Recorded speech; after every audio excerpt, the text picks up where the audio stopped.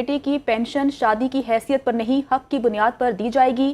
Supreme court نے طلاق یافتہ بیٹی کو پینشن دینے کے حوالے سے بڑا فیصلہ سنا دیا۔ جسٹس عائشہ ملک کی تحریر کردہ 10 صفحاتی فیصلے میں کہا گیا ہے کہ پینشن سرکاری ملازم کا قانونی حق ہے، خیرات نہیں۔ تفصیلات جان لیتے ہیں، عدیل سرفراز ہمارے ساتھ موجود ہیں۔ عدیل بتائے گا اس فیصلے میں مزید کیا کہا گیا ہے؟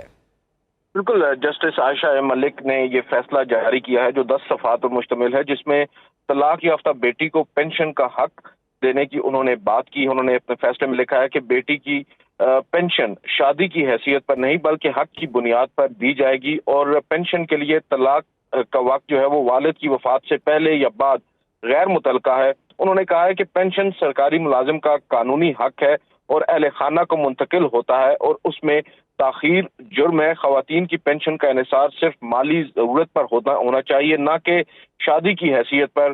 اور یہاں پر سپریم کورٹ نے اب والد کی وفات کے بعد طلاق یافتہ بیٹی کو پینشن نہ دینے والے امتیازی سرکولر کو بھی کالعدم قرار دیا ہے۔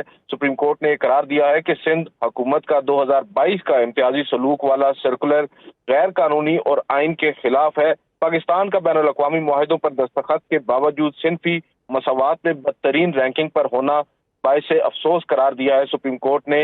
اور جس کیس میں یہ فیصلہ آیا ہے، درخواست گزار سورہ فاطمہ طلاق یافتہ بیٹی جو ہیں انہوں نے والد کی پینشن دوبارہ شروع کرنے کی درخواست دی تھی، اور عدالت نے سندھ ہائی کورٹ کے لاڑکانہ بینچ نے درخواست گزار سورہ فاطمہ کی پینشن کی منظوری دی، اور فیصلے کے خلاف سندھ حکومت نے سپریم کورٹ سے رجوع کیا تھا۔ بہت شکریہ عدیل سرفراز اپڈیٹ کرنے کے لیے۔